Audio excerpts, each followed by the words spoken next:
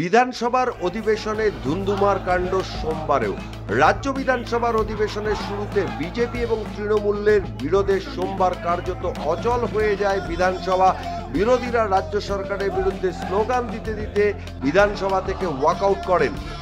রাজ্যের শিক্ষা ব্যবস্থায় সার্বিক দুর্নীতির অভিযোগের পরিপ্রেক্ষিতে বিধানসভায় বিজেপির পক্ষ থেকে মুলতুবি প্রস্তাব আনা হয়, কিন্তু সেই প্রস্তাবে বিধানসভার অধ্যক্ষ বিজেপি বিধায়কদের পাঠ করতে দেননি।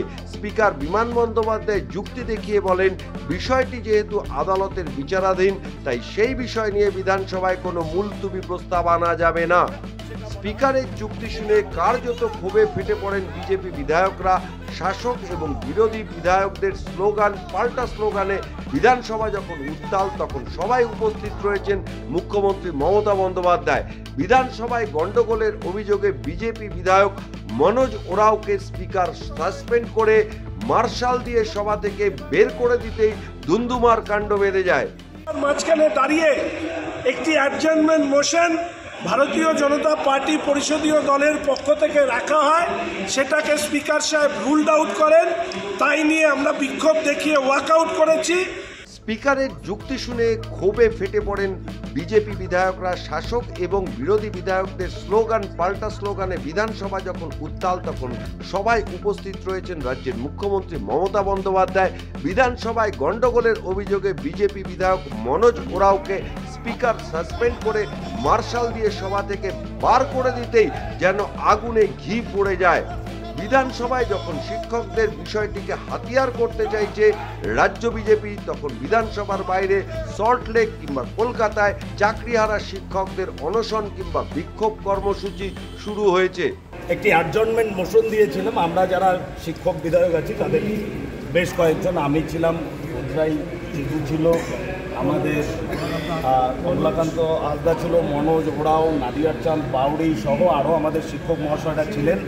আমাদের প্রস্তাব ছিল যে পশ্চিমবঙ্গের শিক্ষা ব্যবস্থার সামগ্রিক অবস্থা অত্যন্ত উদ্বেগজনক। যথাযথ শিক্ষক সংখ্যার অভাবে বা বহু বিদ্যালয়ে অতি অল্প সংখ্যক শিক্ষক থাকায় পাঠদানের কাজ ব্যাহত হচ্ছে। শহরাঞ্চলে অনেক স্থানে অভিভাবকরা আস্থা না রাখতে পেরে বেসরকারি বিদ্যালয়ে ছাত্র ভর্তি করার জন্য অনেক বিদ্যালয়ে ছাত্রের অভাবে বন্ধ হয়ে যাচ্ছে। সরকারের বিশেষ উদ্দেশ্য পূরণের জন্য তারা যেভাবে অযোগ্য যোগ্য আলাদা না করায় হাজার হাজার শিক্ষক শিক্ষাকর্মী আজকে কর্মচ্যুত। বিদ্যালয়গুলির কাছে এটা একটা অত্যন্ত বড় আঘাত। অন্যদিকে যোগ্য চাকুরি প্রার্থীরা বা শিক্ষকেরা তারা আজকে অনশনরত।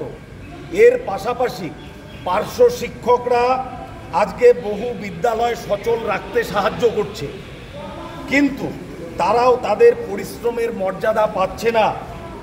সামঞ্জস্যপূর্ণ সাম্মানিক না থাকায় তারাও আজ অসহায়। সামগ্রিকভাবেই পশ্চিমবঙ্গের শিক্ষা ব্যবস্থা আজ অত্যন্ত সংকটজনক ও বেহাল। এই অবস্থায় এই সদনের সমস্ত কাজ মুলতুবি রেখে এই গুরুত্বপূর্ণ বিষয়ে আলোচনার দাবি জানাচ্ছি। এটা আমাদের দাবি ছিল। চাকরিহারা শিক্ষকদের বিষয়টিকে বিধানসভা নির্বাচন পর্যন্ত হাতিয়ার করতে চাইছে রাজ্যের প্রধান বিরোধী দল বিজেপি। এমনটাই অভিযোগ করা হয়েছে তৃণমূলের পক্ষ থেকে।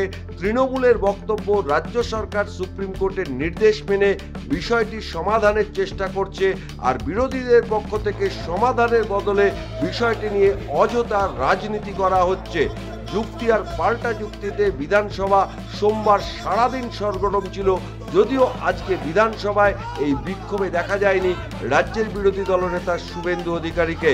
Bureau report, news poll Bangla.